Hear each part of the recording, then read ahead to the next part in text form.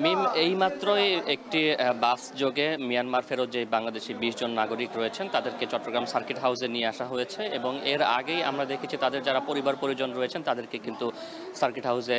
আসার আমন্ত্রণ জানানো হয় এবং তারা কিন্তু সেখানে অনেক আগেই চলে এসেছিলেন তাদের প্রিয়জনের সাথে দীর্ঘদিন পরে দেখা হবে সেই আশায়। এবং আমরা দেখেছি যে কিছুক্ষণ আগে মাত্র সেই বাসটি চট্টগ্রামে সার্কিট হাউসে এসে পৌঁছেছে এবং এই মুহূর্তে আসলে যাচাই বাছাই শেষে কিংবা তালিকা অনুযায়ী যে সকল আটকে পড়া নাগরিক ছিলেন, বাংলাদেশে আটকে পড়া নাগরিক, তাদেরকে এনে সার্কিট হাউসে যে সম্মেলন কক্ষে সেখানে নিয়ে আসা হচ্ছে এবং এখানে মূলত আনুষ্ঠানিকভাবে যারা আটকে পড়েছিলেন তাদেরকে পরিবারের কাছে হস্তান্তর করা হবে। এবং এর আগে আমরা পরিবারের যারা সদস্যরা রয়েছেন তাদের সাথে কথা বলেছি যে প্রায় দীর্ঘ ২ বছর আগেই কিন্তু এই সকল বাংলাদেশি নাগরিকরা তারা উন্নত জীবনের আশায় প্রবাসে যাওয়ার চেষ্টাকালে তাদেরকে মায়ানমার কর্তৃপক্ষ আটক করে এবং তারা বলছিলেন যে তারা মূলত মালয়েশিয়া, থাইল্যান্ড এই সকল দেশে যাওয়ার উদ্দেশ্যেই তারা বেরিয়েছিলেন, কিন্তু পথিমধ্যে তারা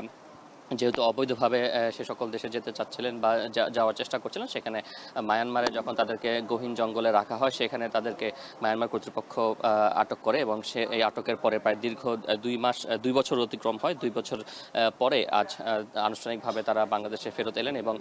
আপনি জেনে থাকবেন যে সম্প্রতি মায়ানমারে যে ভয়াবহ ভূমিকম্প হয়েছে সেই ভূমিকম্পের পরে সেখানে ত্রাণ নিয়ে যায় বাংলাদেশের নৌবাহিনী এবং সেই যে জাহাজে করে ত্রাণ নিয়ে যাওয়া হয় সেই জাহাজে করেই কিন্তু এই বাংলাদেশের নাগরিকদের ফেরত নিয়ে আসা হয় এবং একটি হৃদয় বিদারক দৃশ্যের অবতারণা হয়েছে। আমরা দেখেছি যে এখানে যারা পরিবার পরিজন রয়েছেন তারা দীর্ঘ ২ বছর পরে যারা এখানে এসেছেন তাদেরকে কাছে পেয়ে কিন্তু আবেগ আপ্লুত হয়ে পড়েন, কান্না জড়িত কণ্ঠে সন্তান বাবাকে কিংবা মা সন্তানকে বুকে জড়িয়ে ধরেন এবং এই মুহূর্তে আসলে আনুষ্ঠানিকতা শুরু হবে এবং আনুষ্ঠানিকতা শুরু হওয়ার পরে যাচাই বাছাই শেষে যারা পরিবার পরিজন ছিল তাদের কাছে তাদের এখানে যারা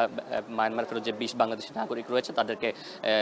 হস্তান্তর করা হবে। এখন পর্যন্ত ১০ জনকে এই সার্কিট হাউসের সম্মেলন কক্ষে নিয়ে আসা হয়েছে এবং আরও ১০ জনের মতো তারা বাসে এখন অবস্থান করছেন, তাদের যাচাই বাছাই শেষে তাদেরকে নামিয়ে এই সম্মেলন কক্ষে নিয়ে আসা হবে এবং এখানে তাদেরকে